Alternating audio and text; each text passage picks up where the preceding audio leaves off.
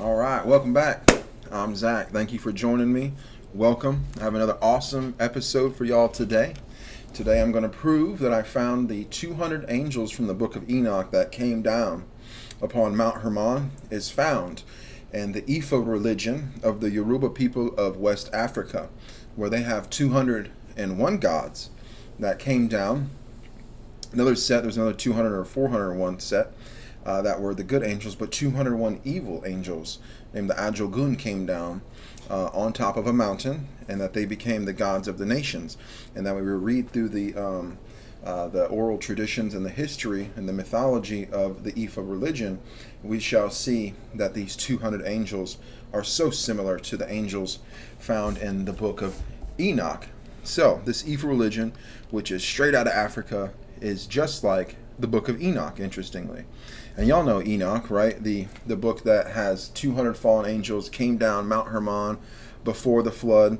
Genesis 6:4 says that came before and after the flood. So that's going to be one of the difficulties, is knowing what time period this is from. Okay, and then they came down. They had children. They became gods over men, had children. These children were the giants of old, the men of renown.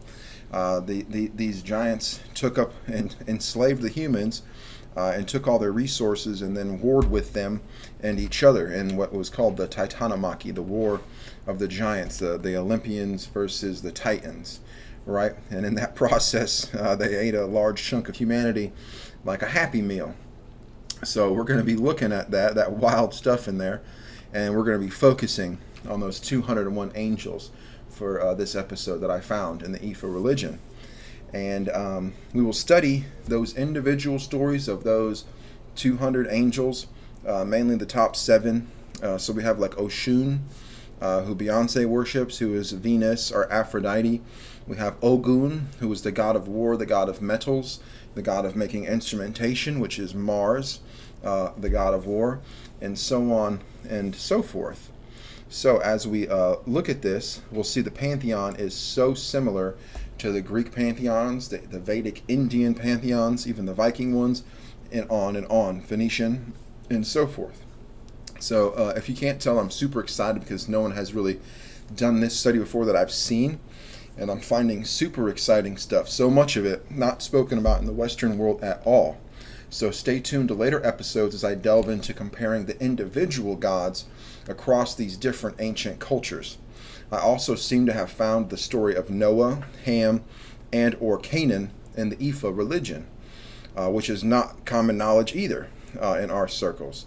Never seen it in my study, but it'll be clear because in that conflict, the elder drinks wine, and as he's drunk, the other one is able to take advantage of him, or he loses some of his respect, matching up with Noah drinking the wine, getting drunk, and then Ham exposing the tent of his father. And not only that, I also, while doing this research, and I've commented back to a few of y'all when I found it a few weeks ago, maybe 2-3 weeks ago, that I found basically what seems to be Atlantis hidden in ancient writings of Philo of Byblos, specifically the Sanchuniathon. It was talking about, it was spoken about by Eusebius. He is where this quotation is found. The book was lost itself. But in it, if you put the pieces together and you have this type of knowledge, a comparative mythology knowledge, you'll see that it matches up to where Bright Insight, that YouTube channel Bright Insight, has found and placed the city of Atlantis in Mauritania. This was the land of Canaan. And so I will show through one of my next episodes that it lines up with Atlantis, at least a post-flood, possibly a pre-flood Atlantis. And once again, that is the difficulty, is that dividing line of the flood. And so if you guys are excited by that idea, that conversation, please subscribe, please like, please share. Based upon the information I'm putting out, I am getting censored. As you can tell, some videos that they like get 70,000 views, and then the past month I've gotten barely 3,000 views a piece. So it's obvious that it's, I can't speak about the Queen Bee without getting punished on my view count and subscriber count. So please help me out. Please share, like, and subscribe. So today we're going to start off with a little of a review which is like kind of like the beginning of our last episode. I definitely highly recommend you watch it. Tons of information that shows the benefit of following after God, what it means that these angels fell, the promises in the book of Revelation that God gave for us to take the place of those angels. A lot of awesome, interesting information last episode. And that's from, we'll start with Dr. Wande Abimba's book. He got his doctorate fully, his bachelor's, master's, and doctorate studying the Ifa religion and the Yoruba people. Very, very intelligent man.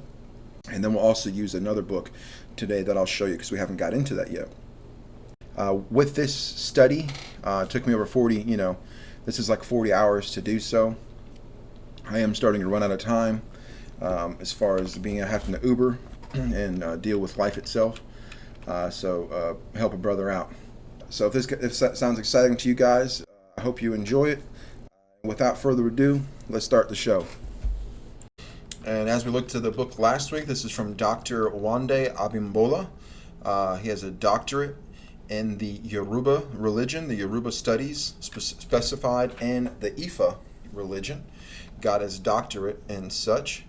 And so as we were looking at last week, his kind of synopsis here, page 4, in his book, The Ifa Literary Corpus, we have the Yoruba universe is dividing into two opposing camps, the benevolent supernatural powers and the malevolent supernatural powers. These two opposing groups of supernatural forces are in control of the universe as they strive to dominate and regulate the affairs of man.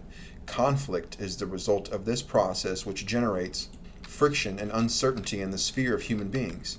This then necessitates the presence of an impartial mediator in the person of Eshu, who is the neutral force of the universe, without whom there would have been neither order or peace. So this is the messenger of the gods. We'll do an episode on him here soon, maybe the next, or maybe I'll knock out the Atlantis one next.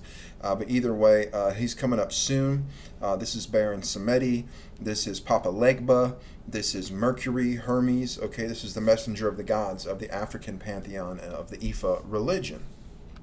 Scrolling down, we'll look at one of our main verses from last week. Several myths about the Ifa say that. So Ifa is the religion. Ifa is also the name of the god. He's also known as Oran Mila. Okay, several myths about Ifa say that Ifa, in the company of other major deities, came to earth from heaven and first landed at Ife, which the Yoruba people believe to be the cradle of mankind, just as Enoch, the 200 angels, came down at Mount Hermon. The gods, as it says, was sent from heaven to Ife mainly to establish order on the young earth. Ifa played a major role in this divine ordering because of his great wisdom. So he was almost like the top god, or amongst the top gods of the African Pantheon, along with Eshu that we just seen, and Oshun and Ogun, those 7 top gods, right, that represent the planets and such. Okay, at this period of the sojourn of Ifa at Ife, Ife is the name of the place, Ifa is the gentleman in the religion, he lived at this place, okay, where the hill that they came down on, matching with Mount Hermon. And so today we're going to jump to another book because it specifically talks about these 201 gods. That one, the difference of 200 versus 201, is explained as that one God they say always, that it's like the unknown God, the pick your God, choose your God, add your God to the pantheon. Okay, that's how they kind of say it. There's other interpretations. That's the most popular one that I've seen, written by Jacob K. Alapona. Another very highly intelligent man, spent his whole life studying this. Here's some of the interesting stuff that we have in this book. Okay, and as we see the Oduduwa, the God King there on the bottom, that seems like a gentleman who's lining up with Ham or Canaan against Obatala being Noah. But like I said, we'll get that into another episode. But cool stuff in this book too. But let's jump to this website real quick. We'll go back to the book just because the book talks about it in detail, but he doesn't split it up like this, just fast and nice and simple, okay? Here, according to the Ifa faith, there are 201 powers on each side. 201 on the right, known as the Iranmole, which is where we find like the 7 entities, the Venus, the Mars, the Mercury, and such, Oshun, Ogun, Eshun, okay? But also the 201 powers on the left. And if you know anything about the left and the right hand of God per se, the left hand is going to be where the goats are, where the judgment and the punishments are. Okay, and those 201 entities not only matching up with the 200 that came down with Enoch, they're also in this religion known as the evil side, the Ajogun.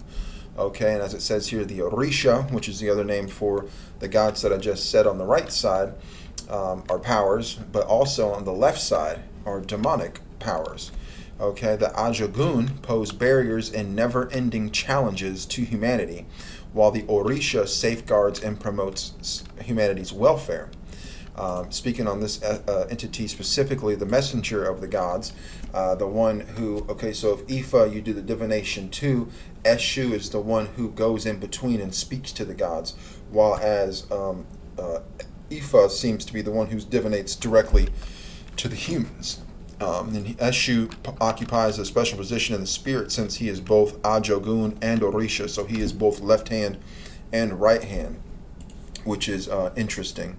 He's also in charge of the 8 nefarious agents mentioned in Ifa, since he is the head of the demons. So the guy who's their messenger is just wide open here as known as the head of the demons. Okay, so we know that that's not Jesus Christ, as some people would comment, but many missionaries in the 1800s and such identified him as a devil. I haven't no comment on that. So let's get back to our book on the 201 gods, or it's called The City of 201 Gods, Ile Ife. Okay, and let's begin to read. In the green, at the core of the experience for the Yoruba devotee is a sacred center located within the city of Ile Ife, one of the vital sacred centers in the world. Within the Yoruba historical tradition, Ile Ife is the first city in the world, the birthplace of the gods. Okay, and that matches with Enoch, matches with the Bible. The sons of God came down, and they had little, they were little g gods, and the Nephilim were also known as gods. They were the physical manifestations of these fallen angelic entities, these Ajogun, as they're called here. And is also, Ile Ife is also the place where the principal deities, or Orisha, first came to the world and became associated with all that came to exist. So that's like elementals. The stoichion is found in Galatians of the Bible, the elementals, the nature spirits, the water spirits. Okay, they became associated with the existence, the material world, the spiritual forces of the material world.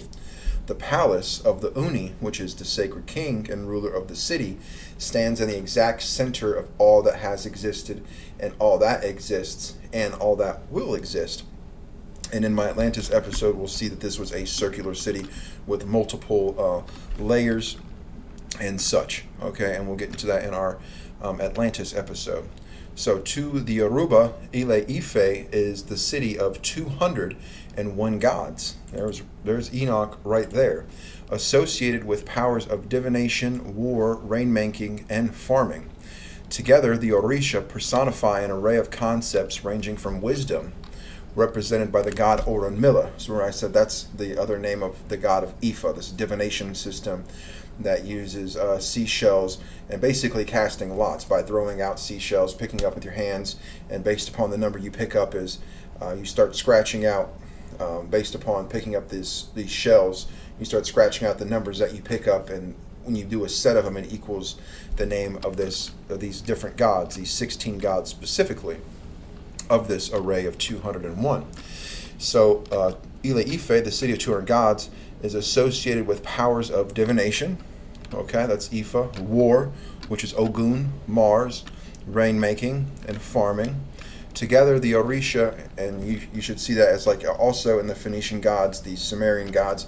Okay, the big ones like Zeus, the god of the thunder, and there was the gods of fertility, the gods that brought rain, and then the agricultural gods, which a lot of times Kronos was seen as that, and then Zeus was looked upon as the god of rain and lightning and thunder. So together, these Orisha personify an array of concepts ranging from wisdom, represented by the god Orunmila, to the sanctity of iron and other extraordinary materials. This entity taught them how to make weapons, which we'll see when we go over the book of Enoch. The gentleman that taught them to make weapons, his name is Ogun. Ile Ife represents the earthly site to which the 16 spiritual forces, the Odu, descended from heaven. So here's another set group descending from heaven to establish a social order, as well as the site where humans first appeared and where social and industrial economies, including agriculture, trade, and metallurgy, originated. Ela Ife is the site where Orunmila, or Ifa, the god of divination, established his trade and built a center of divination practice called Ifa.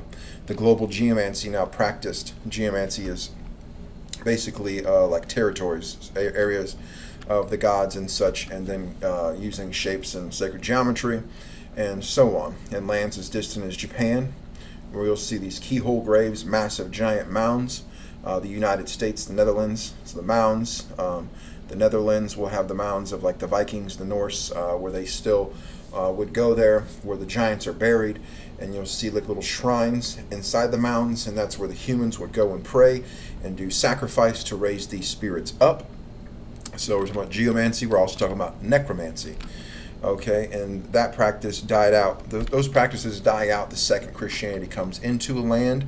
That's why it's written in the 1300s by Snorri Sturluson, when the Christians came into the land, he said for like one last night, like there was giants throwing rocks and stuff down, rock giants and stuff, the Jorgamunder were doing such things, and then once Christianity took hold, they disappeared. That was no longer a viable option per se, except in deep dark practices. The same thing as when the Christians, despite a lot of the evil that came along with them, when we came to the land of Americas, that's why all the entities that were worshiping the gods of death, these human sacrifice cults, that's why they all disappeared, is because that is the order of things.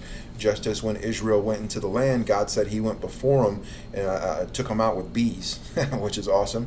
And God said he eliminated most of them for them. He cleared the land for them, and he does that for us because God does love us and he's good. Like that. So let's go take a peek at the Bible, at the verse that we used last week to help us to develop these ideas.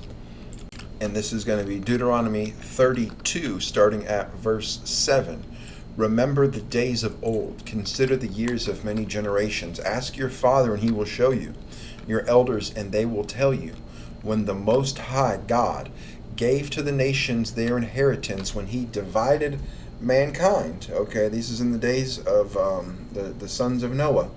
When he divided the land and mankind, he fixed the borders of humans according to the numbers of the sons of God. Okay, but the Lord's portion is his people. Jacob is his allotted heritage. So that right there, okay, is saying that God picked his people Israel, but he gave the other peoples, the other nations, into the hands and the rulership of the little g gods, of the sons of God, the angels. And this number seems to be 70 that plays out. So this biblically shows us that the fact that Ifa came down and Ifa was given his own portion, whether it be before or after the flood, and the story seems to point to both possibly, maybe not, but who knows, that biblically it's allowed, biblically it's pointed to, okay, and he came down and was given this group of people. So let's keep taking a peek in the book about this sacred city, Ela Ife, where the 200 gods came down at. And then we'll look at an awesome article that's going to point to Noah, going to point to Ham, going to point to before the flood, the giants, and after the flood. So it's going to be exciting stuff. And the pivot of the four quarters weekly indicates that no place in sub-Saharan Africa has as much cosmic significance as the Yoruba city of Ela Ife, known as the city of 201 or 401 gods. So we have the left hand and we have the right hand, so that's why there's two sets. Ela Ife is the base of the entire Yoruba civilization and culture, and its significance goes far beyond the immediate geographical and national boundaries of Nigeria. The religious culture of Ela Ife has influenced the development and growth of new African religious movements as far off as Brazil, the Caribbean, and the United States. And so that's where Santeria comes from. It comes from basically them constantly using Catholicism, which is paganism with a Christian veneer or facade. It was easy for them to use Catholicism and pray to these same gods by putting them behind the figure of a saint. Okay, so God says don't bow down to any idols, any images. Don't even make an image of Jesus and bow down to it. You're not allowed to make images, but because Catholicism continues to do this, it has allowed these workings to happen. So scrolling down, continuing. Ile-Ife's inhabitants have conferred numerous sacred Yoruba names on their city. It has been called Ife Ude. Remember that name? We're going to pop up into an article that shows most likely the pre-flood city where these 201 gods came down. Under that name, the Ife Ude, which means the expansive space where the world was created, referring to the cosmogonic myth, asserting that ritual creation occurred in this very place, which either gives us an Eden or a Mount Hermon. In Yoruba creation myth, Ile-Ife is conceived as the place where the sun rises and sets, the center of origin of the universe. Ile-Ife is also called Ile-Ife Uye, the place of survival, or the city of life, because like Noah's Ark, it was a place of refuge from a primordial deluge that destroyed earlier sediments and left survivors to establish a new era. Very interesting. Various oral sources refer to the Ile-Ife as the place where the 201 gods came down from heaven to live and interact with humans on earth. Though Ile-Ife is the city of the source of life, it is paradoxically also the city of the dead. And you'll see that often where these entities like the Osiris, the resurrecting God, subtracting Jesus Christ because he's God manifest in the flesh, and they're all trying to copy him and make their story greater than his, or in the evil fashion, or their stories are meant to point to the coming of Jesus Christ. But just like Osiris was a god, then he was the god of the dead, the resurrecting god, Tammuz, those similar cycles. Same thing goes for the land. Okay, so the Yoruba people believe that those who die immediately return to Ile-Ife, the starting point for their pilgrimage to the other world. Several years ago, this gentleman was in his hometown Ute in Ubu district, a town located at the extreme eastern end of the eastern Yoruba territory, and that's in the West Africa. We'll pop up a map here to show you where that's at, to conduct research on death in Yoruba thought.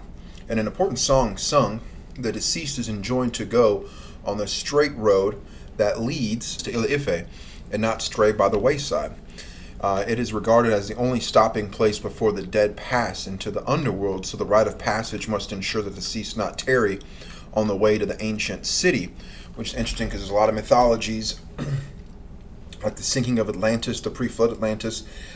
Sometimes it seems as if Eden itself, when you look at Ezekiel, was brought under the earth, and so that has interesting correlations there. In ancient times, it was the practice of those who had lost a loved one to travel to Ile-Ife to see if they could find the deceased person and learn from him or her about the cause of death, so they could avenge a wrongful death or hear about unfinished business on earth that the deceased wanted living relatives to be completed if possible. So there was a lot of divination, a lot of mythical and religious ties associated with this city. So let's pop over to a really cool article here. And so, this website, the history of Ile-Ife, the House of Oduduwa, okay, Orisha, is that website there. And so I'm going to read all of it and kind of point out things that I'm going to bring out in further episodes, like Noah, Ham, Canaan. So if you see these things, point them out in the comments. I'm not going to go fully into it today, but I will give a good reading of this article just because it contains so much information. So, according to Yoruba mythology, Olodumare, which is their top god, the god of righteousness per se, the supreme god, ordered Obatala to create the earth, but on his way he found palm wine, which he drank and became intoxicated. So if you can think about how they view their mythology and the story, the one who came through the flood, the one who all the genetics came from, would be Noah. And so it'd be easy to see how in mythology he could be the one looked to be as the creator of the earth, the father of mankind, and his wife would be the mother of mankind. And then the fact that he's drinking and getting intoxicated points out directly to Genesis, where Noah in chapter, was it 9 or 11? I think 9. Drank, and then that's the period of time where Ham went and violated the tent of Noah while he was drinking. And then it says, therefore, the younger brother of the latter, Oduduwa. And so when you get into this younger brother stuff, you'll see when I pull out the even more ancient sources that have been written down since before Christ, that there's a reason, because of the fact that what does it mean that Ham violated the tent, or trespassed in the tent of Noah. Well, in Leviticus, it's pointed out that it's a sexual sin. And so when you see things like as his younger brother, I'll point out next time why that's very important if you can't see that currently. So the younger brother took the 3 items of creation from Oduduwa, climbed down from the heavens on a chain, and threw a handful of earth in the primordial ocean, and then put a cockerel on it so it would kick and spread the land. Oduduwa planted a palm nut hole in the newly formed land, and so we know that we have Noah who's opening the ark, he's allowing all the animals off, and he's also planting the seeds, and he's starting up the new earth. And therefore, from it sprang a great tree with 16 branches, which represents those 16 Odu, the 16 gods who came down with Ifa on this hill. Okay, so as you see, there's these 16, the 201 that we're talking about, the 200 from Enoch, is a separate group. Okay, and we're going to skip a little bit. Ile Ife, the cradle of the Yorubas, the city of survivors, the spiritual seat of the Yorubas, where the dawn of the first day was discovered and first experienced. The source of everything, the head of the whole universe, the land of the most ancient day, home of the divinities, also called the gateway to heaven. And Babylon, in their interpretation, is the gateway of the gods, the gate of the gods. In our interpretation, it's confusion. Obviously, God did not allow them. It said that if they continued in this, that they'd be able to do whatever they sought to do, which they're trying to make a gateway to heaven to fight God. They thought they'd be able to do such a thing. Okay, so there's once again pointing to that time period with Ham, Noah, going down to Nimrod, building that tower. The history of this city, Ife, can be the history of the city Ife can be chronologically divided into 3 periods. The first Ife, so it's a city, the main city, the original city, was known as Ife Uleyi. So there's that name I told you, remember? Is the land most ancient of days, where the dawn of the day was first experienced. The inhabitants of Ife Ude were believed to be powerful giants with mystic abilities. Okay, Genesis 6:4, and the sons of God came down upon the daughters of men, had children with them. Those children were Nephilim. They were the mighty men of old, the men of renown, the men of great stories, the legends, right? And so that's because they had mystic abilities and were giants. Tradition claims that the life of this community came to an end as a result of the flood, which flushed the whole area occupied by the community. Those who survived the deluge formed the nucleus of the community that formed the second era of the history of Ife. The second Ife was called Ife Uye Lagbo, that is, the city of the survivors, because what they survived the flood. Tradition maintains that the second Ife lasted until the arrival of some strangers who entered the city of Ele Ife from the east. An attempt made by the strangers to seize power from the Aborigines or the natives led to a bloody struggle between the strangers led by Oduduwa on one hand and the Aborigines led by Obatala. Eventually, Oduduwa and his group won the war. So very interesting. That would match up with Ham and his line, Nimrod coming and becoming king over all the area. And so it's interesting. And then doing that research, I found stuff that's going to point us to Atlantis, like I showed in the beginning of that video there. And the third Ife is called Ile Ife, founded with the arrival of Oduduwa and his groups. And just to go over it again, the supreme god ordered Obatala to create the earth, okay? And he's the one that drank the wine, matching us up with Noah. His younger brother, or the younger one, maybe his son even, is Oduduwa, which is going to match up with Ham. Okay, so we have Ham and his groups, and the bloody struggle between the strangers led by Ham on the one hand, and the Aborigines, the natives, led by Noah on the other. And eventually Ham supposedly won the war in breaking out from his father. And we'll get deep in that in another episode. And here it is believed that Ham, the founder of the Yoruba race, emerged after the deluge, where Ham, and his followers descended on dry lands by chain ropes from their lifeboat, which would be obviously the ark. Hence the saying, Ham, Oduduwa Afi Wanran, and later anchored on Oki-Ora, which is the hill. Crazy, crazy stuff, and we'll get deep into that on our next episode. So let me pull back up the city of 200 gods, and let's look at how crazy this is right here. So as we're reading, in ancient times, Ile-Ife was a city of sacrifice like Tenochtitlan, as David Carrasco describes it. All right, stop right there. Look at the word Tenochtitlan. Tenochtitlan was the capital, I believe it was the Mayans or the Aztecs, maybe the Olmecs. Okay, but look at the name of it. Enoch, Enochtitlan, the land of Enoch. Okay, the land, and Enoch was the firstborn of Cain.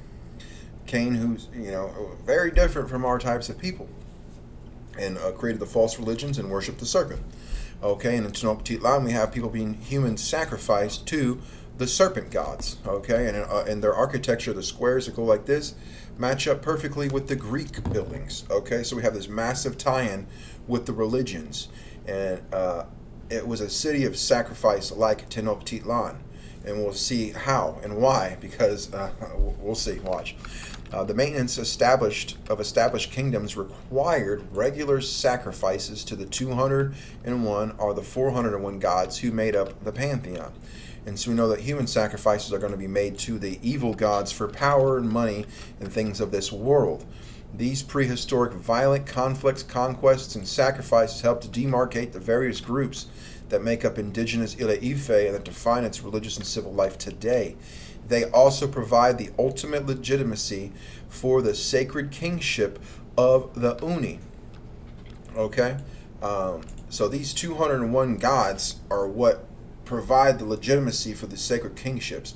Okay, and that matches up with Greek, Roman, all these other pantheons where they claim that their line is royal. They have blue blood because they're matched up with the fallen angels, the Merovingians. Gary Wayne does a great section, many sections on this, about how these different lines of the royals, you can see it on their herald, their coat of arms, all these symbols pointing back to the fallen angels and their symbology. And that's where they provide or derive their legitimacy. This following praise poem reveals that Ile-Ife's image in the ancient Yoruba kingdom was a center for ritual sacrifice. Very interesting. So Abu Ateni, son of Ife, the eternal city.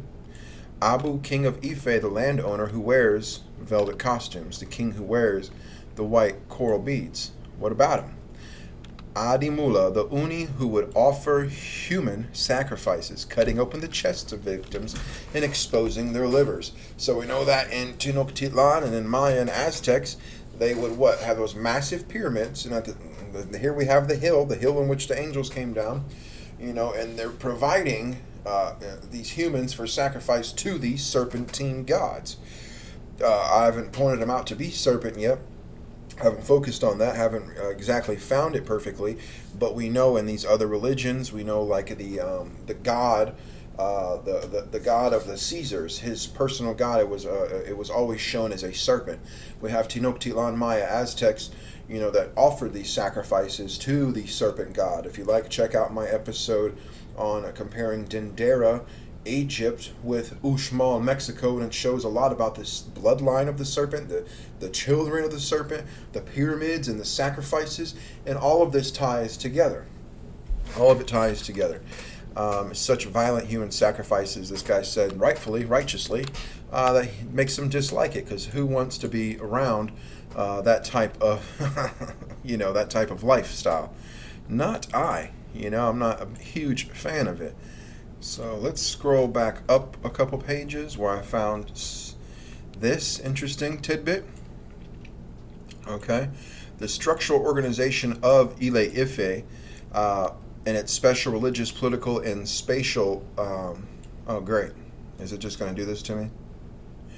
Okay, the structural organization of Ile-Ife and its special religious, political, and spatial form symbolize the sacred cosmology behind the city's origins. The most important section is the center, is the Uni's palace, the Alfin, the high big house located on an elevated site, and the 5 principal quarters that constitute the old city that radiate out from it.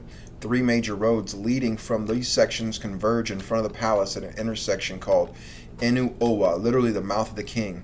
These function as a crossroads, an important phenomena in Yoruba religious life. I'm pretty sure y'all have heard of the crossroads before. Okay, and we'll have the Eshu episode will have a lot on that, which is the messenger, the Mercury god of this religion.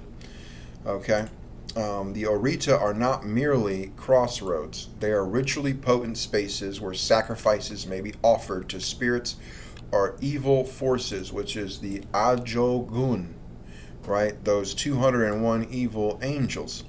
And messages may be conveyed to witches, wizards, and spirits of the underworld or heaven. And so we know that not all the evil entities are locked down in the underworld, because in Revelation it says the angel, Satan, gets kicked out of heaven, so you have fallen angels coming from above, and then the pit gets opened up and they're coming from beneath, just as in the flood. This is pointed out very well by Ryan Peterson in his book, The Judgment of the Nephilim, is that the judgment comes from above and below, matching with the flood, the rains from above, the flood waters from below, and even the number of days being 150 matches up. So when you see heaven, it's not just only talking about good gods, especially when you see the biblical and Enochian look at it. Okay. All right, so let's go do a comparison with the book of Enoch.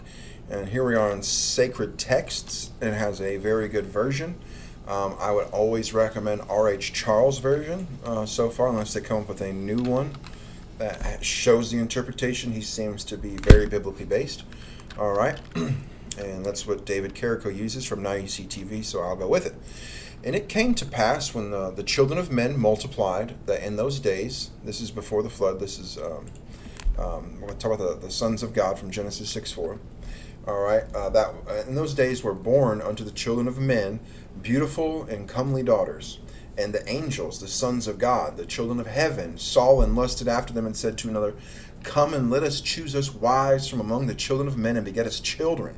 And Semyaza, who was the leader, said to them, I fear you will not indeed agree to do this deed, and I alone shall have to pay the penalty of a great sin. And they all answered him and said, Let us swear an oath and bind ourselves by mutual imprecations, which means mutual curses. An imprecation is a curse. So by making mutual curses, so you can't break it, else you be cursed, not to abandon this plan, but to do this thing. Then they swore together and bound themselves by mutual curses upon this mountain. And they were in all 200 who descended in the days of Jared on the summit of Mount Hermon. Okay, Jared is in the line of Adam and Seth, and here we are, the 200 angels who are the Ajogun, these evil angels who came down and did terrible things, and they come down a mountain, Mount Hermon. Mount Hermon means the oath, so the mountain of the oath. That oath being that a curse would be upon them if they broke against it. Either way, apparently they're cursed, because most of them are at this point locked up underneath the ground, in probably the worst place you could ever imagine, worse than you could imagine, actually. And it gives the names of their leaders. Interesting little tidbit. Cocobiel, you'll find the west coast of America named Cocopele.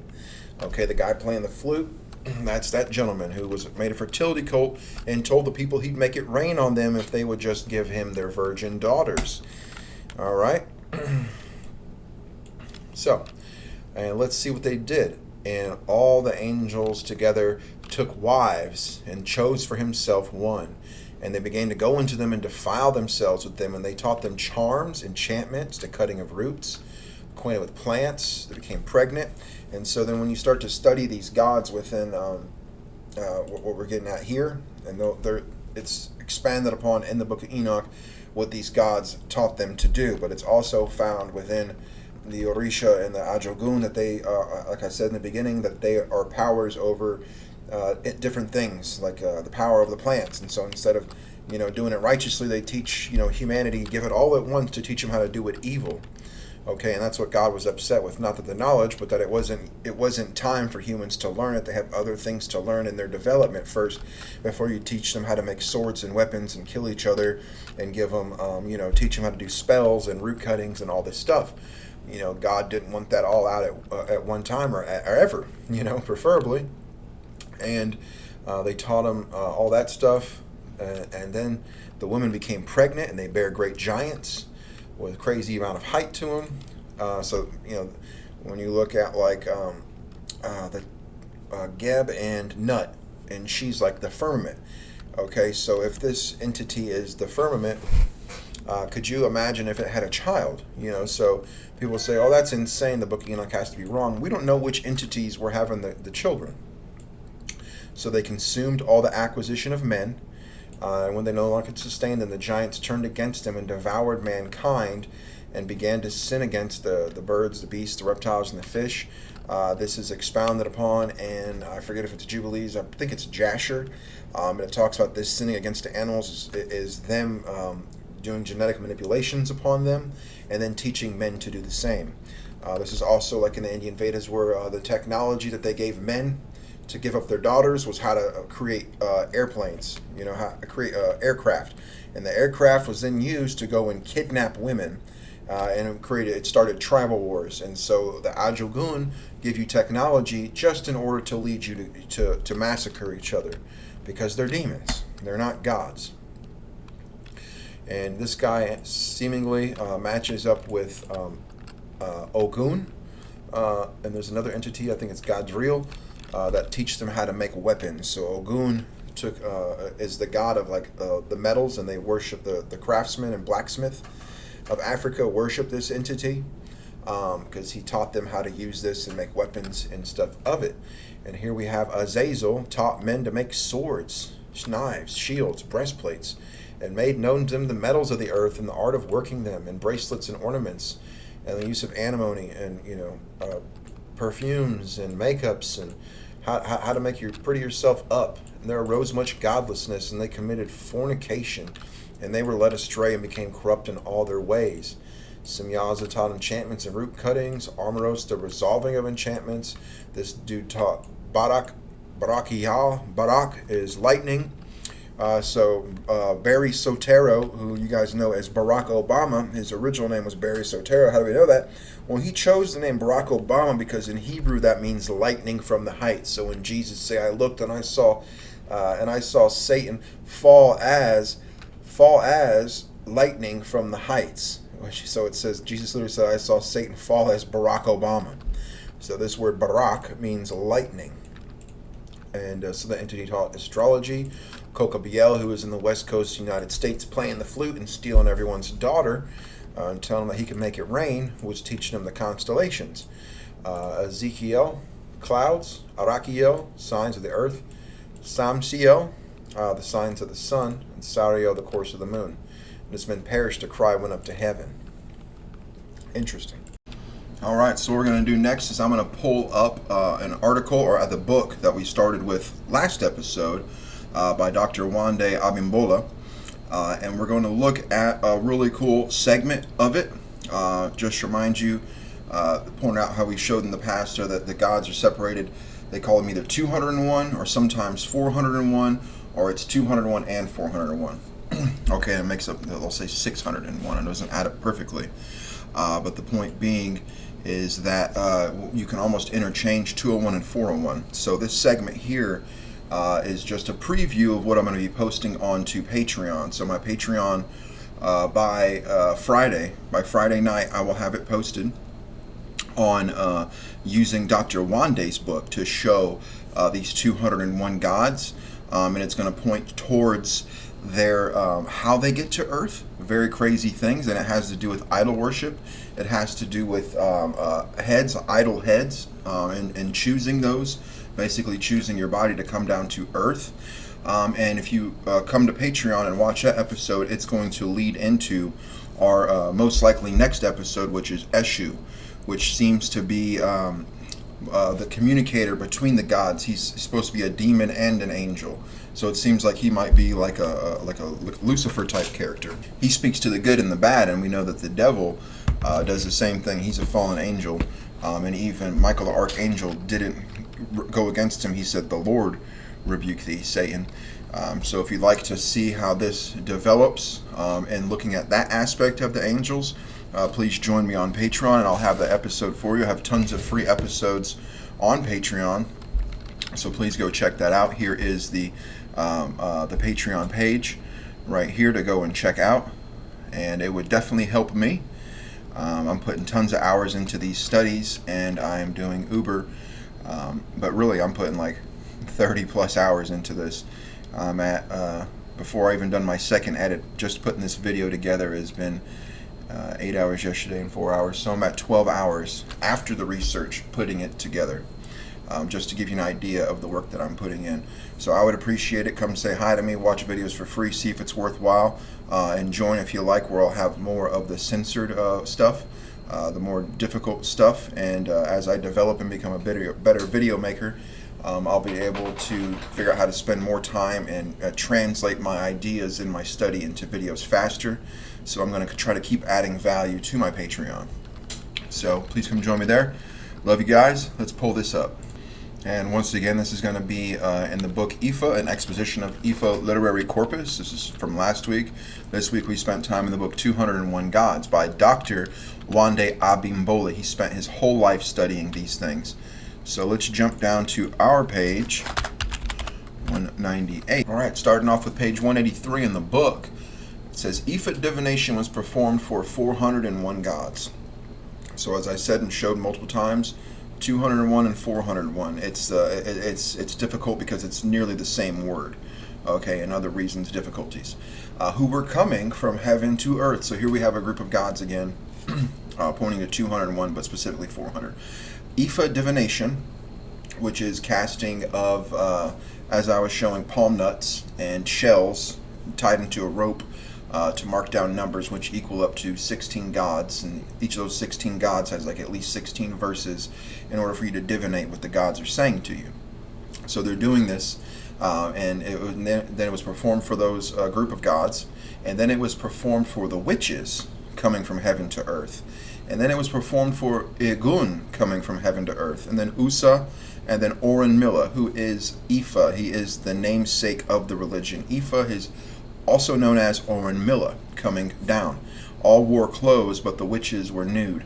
When they reached the gate of heaven and earth, they could not go again because they were ashamed of themselves. They said to Ajogun, please give us part of your motley costume. So Ajogun is the god of the ancestors, and he is almost like, you know how the whole group equals a one?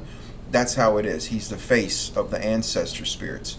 And they're asking him, hey, give us part of your motley costume, because he has so many amongst the ancestors, to cover our nakedness until we reach earth. But he said, please excuse me, I will have no part in trouble.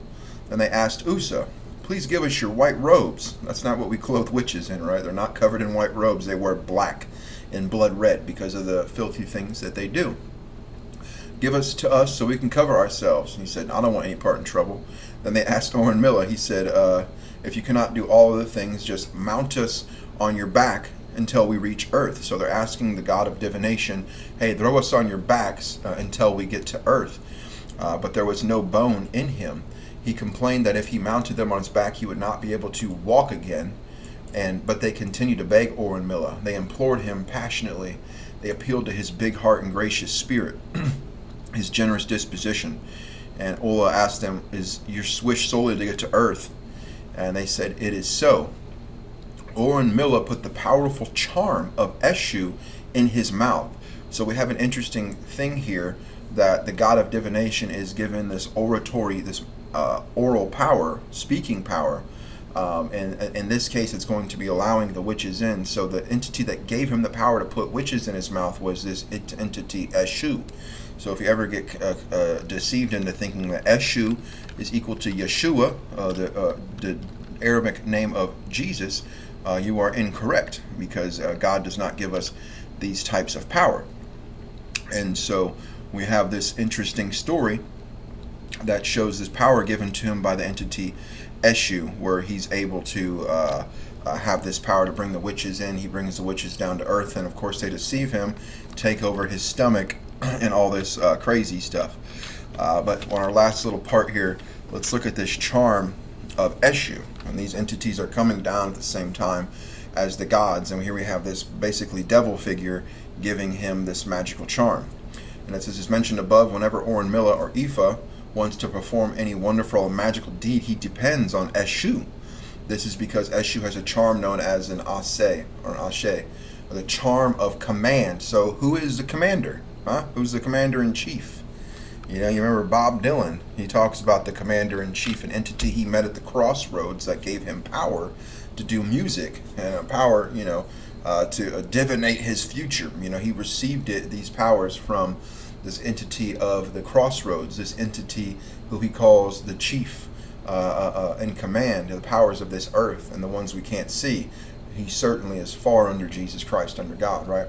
But he does have this power of command, which he could use to accomplish anything. That's when I went to the crossroads and made a big deal. You know, like, one night, and then went back to Minneapolis, and I was like, hey, where's this guy been? You know, he'd been to the crossroads. Why do you still do it? Why are you still out here? Well, it goes back to the destiny thing. You know, I made a bargain with it, a long time ago, and I'm holding up my end. What was your bargain? To get where I am now. Should I ask who you made the bargain with? with the chief commander. On this earth? And on this earth, and then in the world we can't see. But as the examples below show, Eshu could attack Orunmila or any other god, whatever he pleases him. Eshu could also attack the Ajogun, which are the demons, on behalf of any god or human being, provided the god or human being concerned has performed the prescribed sacrifice. And we know a lot about, if you've studied anything up on the occult, the Illuminati, you'll see many of these details that he requires sacrifice to do your bidding. Okay? And I wasn't going to get into this, but it is so interesting.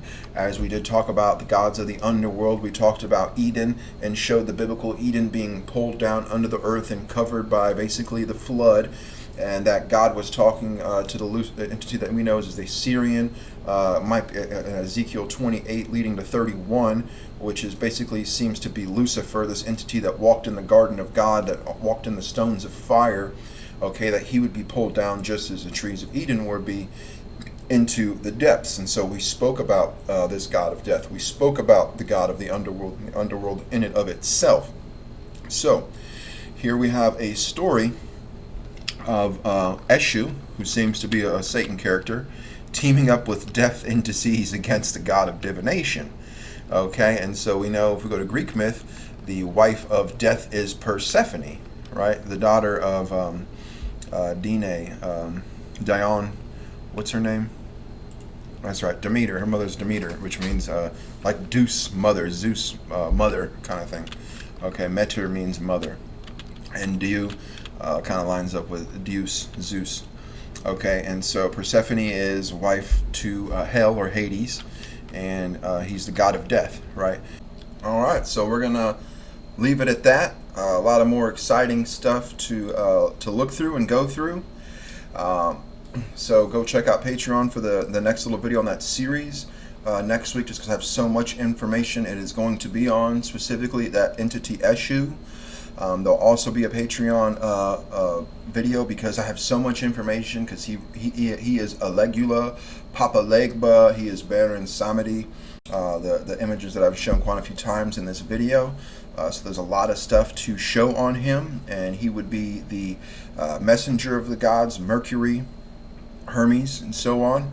So we'll start to do ties and relations between him, and I'll have 2 episodes on that at least.